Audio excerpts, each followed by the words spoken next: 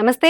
Welcome to Andhra Prabha. నేను తేజస్వి. మనతో మాట్లాడడం కోసం ఆంధ్రప్రభ అసోసియేట్ ఎడిటర్ మారం శ్రీనివాస్ సార్ ఉన్నారు. సార్‌తో మాట్లాడదాము. నమస్కారం సార్. నమస్తే అమ్మా. రేపు జరగబోయే మేడిగడ్డకి వెళ్తున్నారు కాబట్టి దీనికి సంబంధించి ఇప్పుడు రాబోయే లోక్సభ ఎన్నికల్లో ఏమైనా వాళ్ళకి ఛాన్స్ ఉండే అవకాశం ఉంటుందంటారా? అంటే ఇప్పుడు మొన్న జరిగిన అసెంబ్లీ ఎన్నికల్లో ఊ ఉత్తర తెలంగాణలో ఆశించిన స్థానాలు బీఆర్ఎస్‌కి రాలేదు. మామూలుగా పెట్టని కోట బీఆర్ఎస్‌కి ఉత్తర తెలంగాణలో. దాంతోపాటు దక్షిణ తెలంగాణలో కూడా వాళ్ళు ఈ 4 జిల్లాల్లో ఉమ్మడి ఖమ్మం, నల్గొండ, మహబూబ్‌నగర్ జిల్లాల్లో కూడా పెద్దగా ఏమి రాణించలేకపోయారు. సో లోక్సభ ఎన్నికల్లో కూడా కాంగ్రెస్ దీన్ని ఈ మేడారం, పగుళ్ళ గాని, అన్నారం తర్వాత వీటన్నిటిని తమకు అనుకూలంగా మలుచుకునేందుకు వాళ్ళు ప్రయత్నాలు చేస్తున్నారు.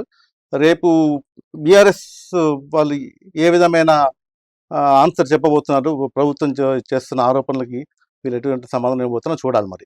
Okay sir.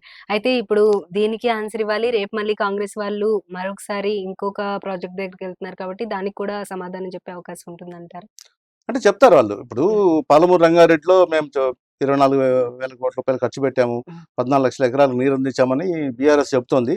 అయితే మీరు ఒక్క ఎకరాన్ని కూడా నీరు ఇవ్వలేదు, అసలు దీన్ని ఒట్టిపోయేలా చేశారు ఈ ప్రాజెక్ట్ని, అసలు మీరు చేసిందేమీ లేదు, పాలమూరు రంగారెడ్డికి జాతీయ హోదా తీసుకురావడంలో కూడా మీరు విఫలమయ్యారని ఒకవైపు ముఖ్యమంత్రి రేవంత్ రెడ్డితో పాటు ఆ పార్టీకి చెందిన సాగునీటి పారుదల శాఖ మంత్రి ఉత్తమ్ కుమార్ రెడ్డి, మిగతా వాళ్ళు జిల్లా ఉమ్మడి రంగారెడ్డి, మహబూబ్‌నగర్ జిల్లాకు చెందిన మంత్రులు, ఎమ్మెల్యేలు ఆరోపిస్తున్నారు. దీంట్లో భాగంగా రేపు వాళ్ళు చెలో పాలమూరు అనే యాత్రకు శ్రీకారం చుడుతున్నారు.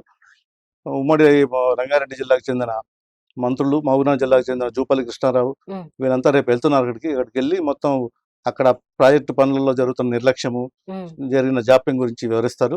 మరోవైపు వీళ్ళు మేడగడ్డలు కూడా వీళ్ళు బీఆర్ఎస్ వాళ్ళు వారు చేసిన పురోగతి 98,000 కోట్ల రూపాయలు ఖర్చు పెట్టి మేము బాగానే చేశాము, ధాన్యం పండించాము అని చెప్తున్నారు. చూడాలి మరి రేపు ప్రజలు ఎట్లా స్వీకరిస్తారు, వీళ్ళు ఇచ్చే సమాధానం, వాళ్ళు చేసే ఆరోపణలకు చూడాలి రేపు ఏం జరుగుతుందో. Okay sir. అయితే మొత్తానికి వచ్చేటప్పటికి ఈ ప్రాజెక్ట్స్ విషయాన్నే 2 పార్టీలు కూడా హైలైట్ అయితే చేసుకుంటూ ఉన్నాయి.